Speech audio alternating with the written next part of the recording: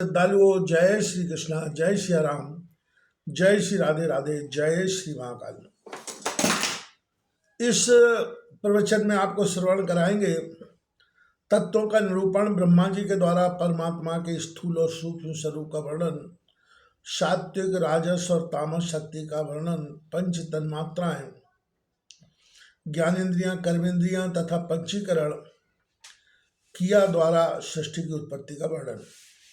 ब्रह्मा जी बोले, हे नारद जी, मैंने विष्णु तथा शंकर के इस प्रकार के प्रभावशाली उन देवी को तथा अन्य सभी देवियों को पृथक पृथक देखा।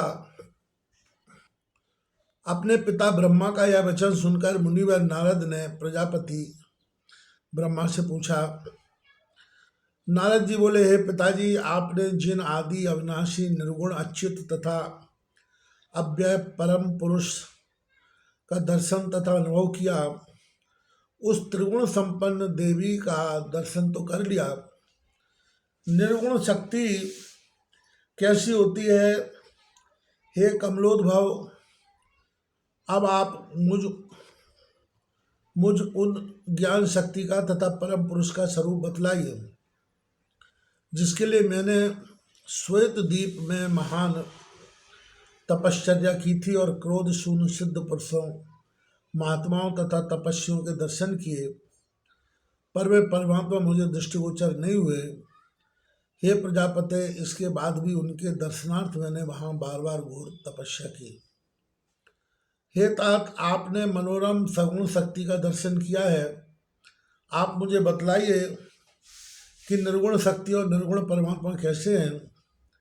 इस प्रकार नारद जी के पूछने पर पितामह ब्रह्मा मुस्कुराते हुए रहस्यपूर्ण वचन कहने लगे। ब्रह्मा जी बोले, हे मुनि, निर्गुण तत्व का रूप दृष्टिगोचर नहीं हो सकता, क्योंकि जो दिखाई पड़ता है वह तो नाशवान होता है, जो रूप रहित है वह दृष्टिगोचर कैसे हो सकता है। निर्गुण शक्ति को जान पाना अत्यंत दुर्लभ है, और उसी प्रकार निर्गुण परम पुरुष का साक्षात्कार भी अति दुष्कर है। ये दोनों केवल मुनि जनों के द्वारा ज्ञान से प्राप्त तथा अनुभूत किए जा सकते हैं। आप प्रकृति तथा पुरुष दोनों को आदि अंत में से सर्वदा रहित जानिए। ये दोनों विश्वास से ही जाने जा सकते हैं, अंधविश्वास से कभी नहीं। हे नारद, सभी प्राणियों में जो चैतन्य विद्यमान है उसे ही परमात्मा स्वरूप जानो। तेज स्वरूप के परमात्मा सर्वत्र व्याप्त हैं तथा सदा विराजमान है। हे महाभाग, उन परम पुरुष तथा प्रकृति को सर्वव्यापी तथा सर्वगामी समझिए। इस संसार में कोई भी पदार्थ उन दोनों से रहित नहीं है। सर्वदा अव्यय, एक रूप, चिदात्मा, निर्गुण तथा निर्मल उन दोनों प्रकृति पुरुष को एक ही शरीर में सम्मिलित मानकर सदा उनका चिंतन करना चाहिए। हे नारद, जो शक्ति है वही परमात्मा है, और जो परमात्मा है वही परम शक्ति मानी गई है। इन दोनों में जो बहुत ही सूक्ष्म अंतर रहे हैं उसे कोई भी नहीं जान सकता, यह बात सर्वविदित है। या शक्ति परमात्मा सौ यो सौ सा परमायता अंतरम नेतयो को अपनी सूक्ष्म वेद चा नारद। हे नारद, सब शास्त्रों और अंगों समेत चारों वेदों का अध्ययन करके भी वैराग गाए बिना प्रकृति पुस्तक के सूक्ष्म भेद को कोई नहीं जानता। स्वयं स्थावर जगमात्मक यह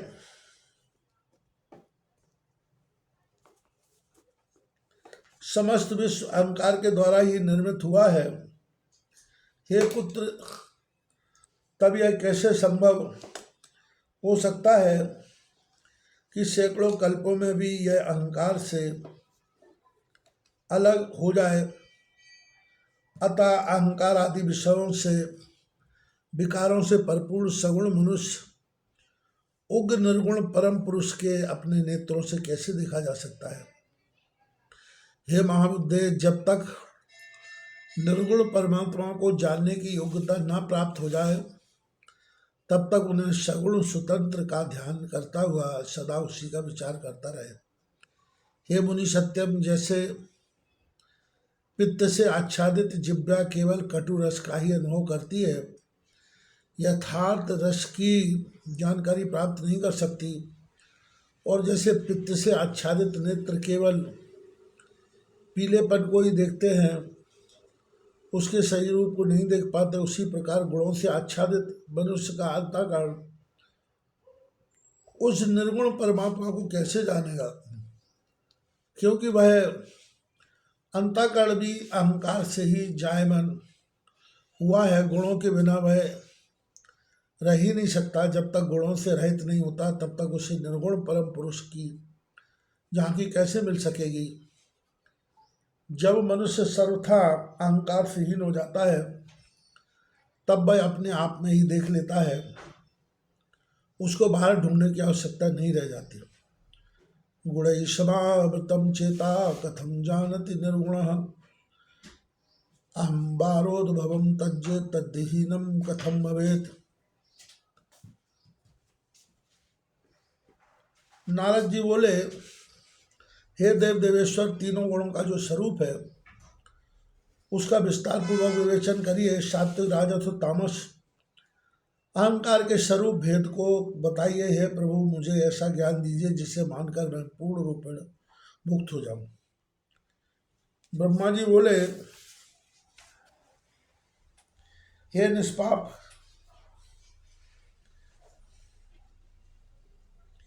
इस त्रिविध अहंकार की तीन शक्तियां हैं, ज्ञान शक्ति, क्रिया शक्ति तथा तीसरी अर्थ शक्ति।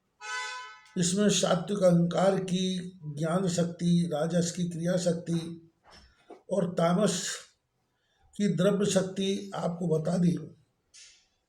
हे नारद, अब मैं भली भांति उन तीनों शक्तियों के कार्य बता रहा हूँ।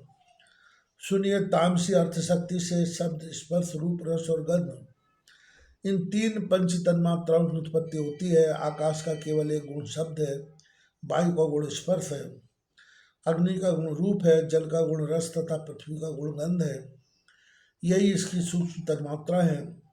द्रव्य शक्ति से मुक्त इन रसों, पंच महाभूत और पांच ही उनके गुण से मिलकर तामस अहंकार की अनुवृत्ति से सृष्टि की रचना होती है। अब रजोगुणी क्रिया शक्ति से संपन्न होने वालों के नाम सुनिए। उस क्रियावृत्ति से श्रोत, कान, त्वक, चमड़ी, रसना, जिह्वा, नेत्र और नासिका, ये पांच ज्ञानेन्द्रियां उससे उत्पन्न होती हैं। प्राण, अपान, व्यान, समान तथा उदान पांच धातु इन 15 पांच ज्ञानेन्द्रियां, पांच कर्मेंद्रियां, पांच वायु से मिलकर होने वाली सृष्टि राजस सृष्टि कही जाती है। इसमें क्रियात्मक शक्ति विद्यमान रहती है, अतएव इन्हें कर्णेंद्रिय कहते हैं। और इन सब का उपादान कारण चित्त अर्थात चैतन्य शक्ति है। ज्ञान शक्ति से दिशाओं, वायु, सूर्य, वरुण और दोनों अश्विनी कुमारों की उत्पत्ति होती है। यही पांचों तत्व ज्ञानेन्द्रियों के अधिष्ठाता कहे जाते हैं। चंद्रमा, ब्रह्मा, रुद्र, क्षेत्रज्ञ अर्थात जीवात्मा, ये चारों अंतःकरण, बुद्धि, अहंकार और चित्त के अधिदेव बताए जाते हैं। यही चारों इनके अधिष्ठान देवता भी कहलाते हैं। मन सहित में सब कुछ मिलकर 16 तत्व सतोगुण से उत्पन्न होने के कारण सात्विक सृष्टि और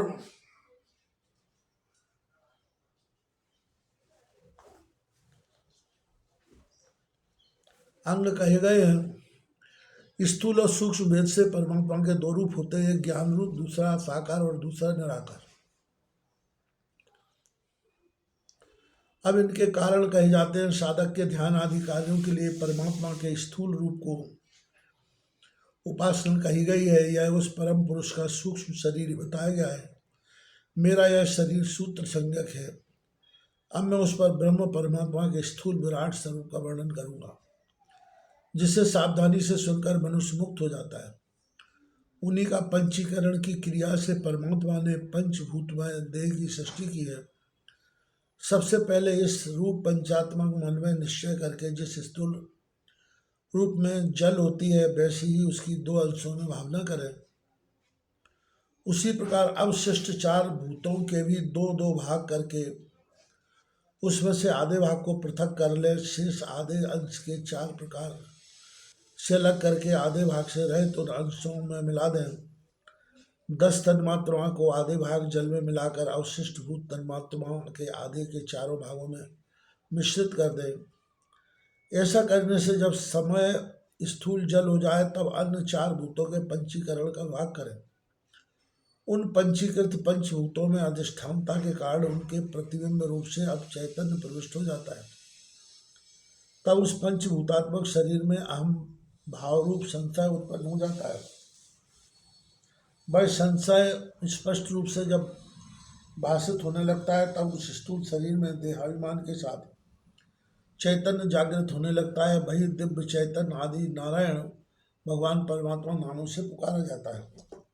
इस प्रकार पंचीकरण से सभी भूतों का विभाग स्पष्ट हो जाने पर आकाश आदि सभी पंचभूत पूर्वों के तन्मात्राओं के कारण अपने अपने विशेष गुणों से वृद्धि को प्राप्त होते हैं। एक एक गुण की वृद्धि से एक एक भूत उत्पन्न होता है।